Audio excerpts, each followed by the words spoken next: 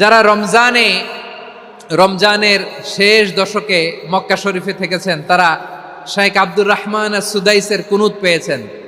যারা পেয়েছেন অথবা কেউ টিভিতে ভিডিওতে দেখেছেন, শাইখ আব্দুর রহমান সুদাইস 27-এর আলোচনায় 45 মিনিট থেকে 1 ঘন্টা দোয়ায় কুনুত পড়ে। আল্লাহুম্মা হদিনা ফিমান হাদাইত ওয়া আফিনা ফিমান আফাইত ওয়া তাওয়াল্লানা ফিমান তাওয়াল্লাইত ওয়া বারিক লানা ফিমা আ'তাইত ওয়া কিনা ওয়াসরিফ আন্না বিরহমাতিকা শাররা মা কাদাইত ফাইন্নাকা তাকদি বিল হাক্কি ওয়া লা ইয়াকদা আলাইক। এমন ভাবে হেরেম শরীফে মক্কায় শাইখ আব্দুর রহমান সুদাইস দাঁড়িয়ে হাত তুলে লক্ষ লক্ষ ওমরা পালনকারীদেরকে নিয়ে এক মুনাজাত ধরে কাঁদতে কাঁদতে মানুষ বেহুশ হয়ে যায়। দোয়ার কথা শুনে গায়ের লোম খাড়া হয়ে যায়, হৃদয় বিগলিত হয়ে যায়, চোখ দিয়ে দাঁড় দাঁড় করে পানি নামতে থাকে। 27-এর রাতে মক্কায় শাইখ আব্দুর রহমান সুদাইসের দোয়ায় কুনুত যদি শোনেন, অনুগত হয়ে আল্লাহর কাছে চাওয়াকে বলে কুনুত। আল্লাহ বলেন আল কানিতিনা ওয়াল কানিতাতি, অনুগত বান্দাদেরকে আমি পছন্দ করি।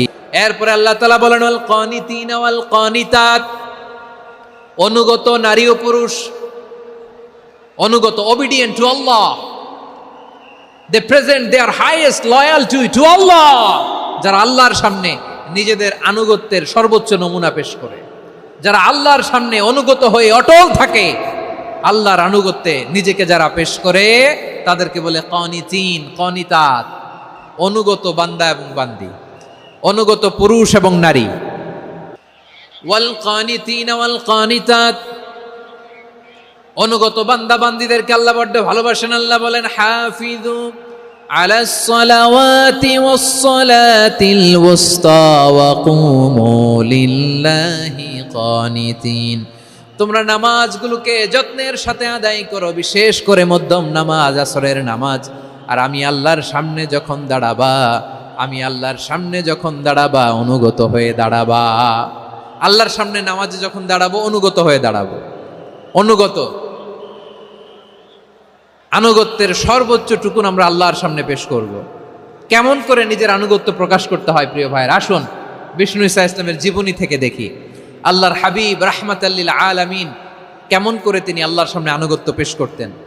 আম্মা জানা আয়েশা রাদিয়াল্লাহু তাআলা আনহা বলেন, কানা ইয়াকুমু মিনাল লাইলি হাত্তা তাতাফাত্তারা কদামা, আমার নবী তাহাজ্জুদের জায়নামাজে যখন দাঁড়াতেন এত লম্বা সময় দাঁড়িয়ে দাঁড়িয়ে তিনি কিয়াম করতেন, কেরাত পড়তেন। দাঁড়িয়ে থাকতে থাকতে থাকতে থাকতে আমার নবীর বরকতপূর্ণ, আমার নবীর মুবারক পা দুটো এরকম ফুলে যেত। আমার নবীর পাগুলো ফুলে যেত দাঁড়িয়ে থাকতে থাকতে, বিষ্ণু ঈসা ইসলামের পা ফুলে যেত। আম্মা জান আয়েশা এটা খেয়াল করতেন। খেয়াল করে বলতেন, ইয়া রাসূলুল্লাহ ক্বাদ গাফারাল্লাহু লাকা মা তাকাদ্দামা মিন যামবিকা ওয়া মা তাআখার। ও নবী, নিজের দেহের উপর কেন এত কষ্ট দেন? কেন রাত জেগে এরকম তাহাজ্জুদের জায়নামাজে দাঁড়িয়ে থাকতে থাকতে পা দুটো আপনার ফুলে যায়? কেন কষ্ট করেন? আল্লাহ কি বলে নাই, ও নবী আপনার আগের গুনাহ মাফ, পরের গুনাহ মাফ? আসলে বিশ্বনবীর কোনো গুনাহই নাই। নবীরা মাসুম হয়, নিষ্পাপ হয়। তারপরে বিশ্বনবীর মর্যাদা স্ট্যাটাস বোঝানোর জন্য আল্লাহ বলেন, নবী আপনার আগের পরের সব গুনাহ আমি আল্লাহ মাফ করে দিলাম। আম্মা জানা এসে বলে, না নবী, আগের গুনাহ মাফ, পরের গুনাহ মাফ, আপনি মাসুম নিষ্পাপ, তারপরেও তাহাজ্জুদের জায়নামাজে কেন এত কষ্ট করেন? বিশ্বনবী জবাবে বলেন, আফালা উহিব্বু আন আকুনা আবেদান শাকুরা। ও আয়েশা, আমি কি শুকরগুজার বান্দা হব না? আমি কি শুকরগুজার হব না? আল্লাহ আমার সব মাফ করে দিয়েছে, ঠিক আছে, আমার গুনাহ নাই, ঠিক আছে, কিন্তু আল্লাহর নাজ নেয়ামত ছাড়া তো এক মুহূর্ত আমার পক্ষে বেঁচে থাকা সম্ভব না। সে আল্লাহর নেয়ামতের শুকরিয়া হিসাবে আমার কি শুকরগুজার হওয়া উচিত না? আফালা উহিব্বু আন আকুনা আবদান শাকুরা, আমি কি শুকরগুজার বান্দা হব না? ও আমার ভাইয়েরা, বিশ্বনবী ঠিক এমন ভাবে আনুগত্যের নমুনা দেখাতেন। এখানেই শেষ নয়। আম্মা জানা এসে বলেন, তাহাজ্জুদের জায়নামাজে দাঁড়িয়ে থাকতে থাকতে ফালাম ইয়াজাল ইয়াবকি হাত্তা বাল্লা লিহিয়াতাহু, আমার নবী কেরাত পড়তে পড়তে কাঁদতে কাঁদতে দাড়ি বেয়ে বেয়ে ওনার পানি ঝরতো। আর এক জায়গায় এসেছে হাত্তা বাল্লা হাজারাহু, নবীর জামা ভিজে যেত চোখের পানিতে। অন্য বর্ণনায় এসেছে হাত্তা বাল্লাল আরদা, সিজদায় লুটিয়ে পড়ে যখন বিশ্বনবী কান্না করতেন, বিশ্বনবীর চোখের পানি দিয়ে জমিন ভিজিয়ে যেত, জমিন ভিজিয়ে দিতেন। কি আনুগত্য, কি আনুগত্য। এরপরে নামাজ শেষে দোয়ার মধ্যে বিশ্বনবী বলতেন, আল্লাহুম্মা ইন্নী আবদুক, ও আমার আল্লাহ আমি আপনার দাস, ওয়াবনু আবদিক, দাসের ঘরের দাস, ওয়াবনু আমাতিক, দাসীর ঘরের দাস। সুবহানাল্লাহ, কি বিনয়। দোয়াতে বলতেন, আল্লাহ আমি আপনার দাস, দাসের ঘরের দাস মানে আমার বাবা আব্দুল্লাহ আপনার দাস, দাসীর ঘরের দাস মানে আমার মা আমিনা আপনার দাস। সুবহানাল্লাহ। নাসিয়াতি বিয়াদিক, আমার মাথার চুলের ঝুঁটি আপনার হাতের মুঠোয়, আপনি যেখানে টানেন ওইখানে আমি যেতে বাধ্য। আপনি আমার চুল ধরে ডানে টান দিলে আমি ডানে যাই, বায়ে টান দিলে আমি বায়ে যাই, আমার কোনো ক্ষমতা নাই, সব ক্ষমতা আপনার। দেখেন, যেই নবীর কোনো গুনাহ নাই উনি দোয়ার সময় বলতেন, আল্লাহ আমি আপনার দাস, দাসের ঘরের দাস, দাসীর ঘরের দাস, আমার মাথার চুলের ঝুঁটি আপনার হাতের কবজার ভিতরে, এদিকে টান দিলে আমি এদিকে যেতে বাধ্য, ওদিকে টান দিলে ওদিকে যেতে বাধ্য।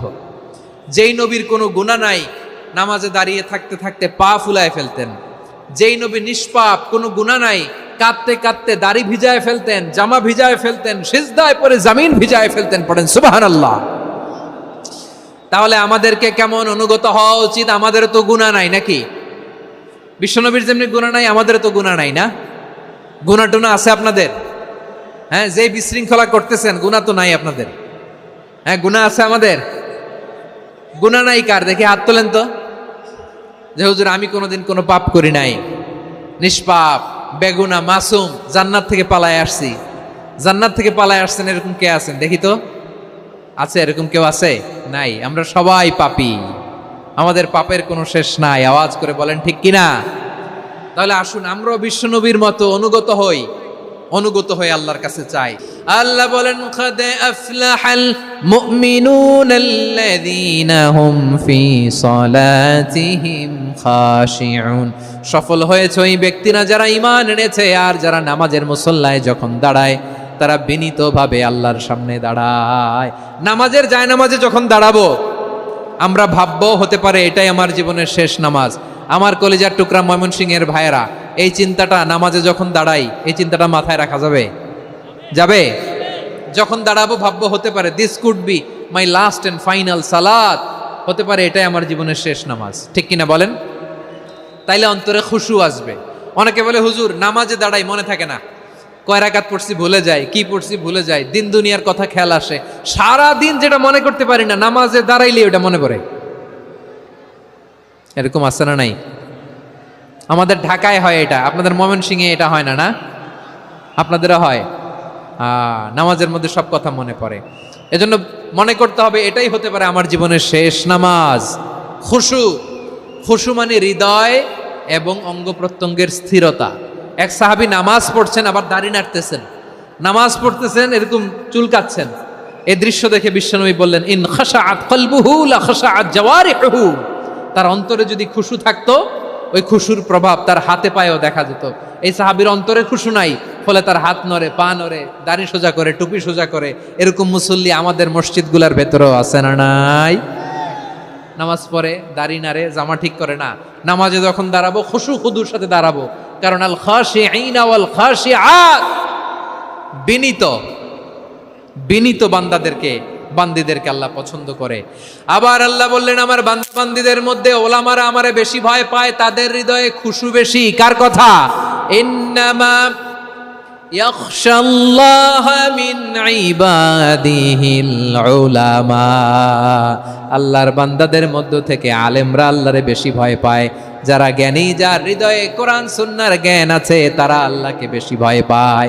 এজন্য আল্লাহর ভয় আমাদের হৃদয়ে থাকার দরকার আছে না নাই?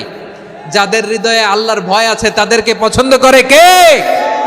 যাদের হৃদয়ে আছে আল্লাহর ভয়, তারা কবু পথে ভুলে যায় না। আল্লাহর প্রেম ছাড়া এই দুনিয়ায় কারো কাছে কোনো কিছু চায় না।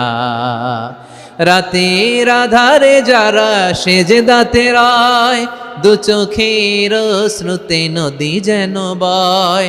ছলনার হাছানি যতই আসুক, পেছনে ফিরেও সে তাকায় না। পড়েন সবাই।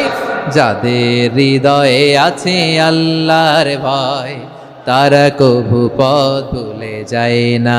আল্লাহর প্রেম ছাড়া এই দুনিয়ায় কারো কাছে কোনো কিছু চাই না। ঠিক কি না? আল খাশিঈন আল খাশিআত, আমাদের হৃদয়টা থাকুক আল্লাহর ভয় দিয়ে সমৃদ্ধ। আমরা চাই কি চাই না? আল্লাহর ভয় যার হৃদয়ে থাকে সে কখনো পদস্খলিত হয় না, পদচ্যুত হয় না।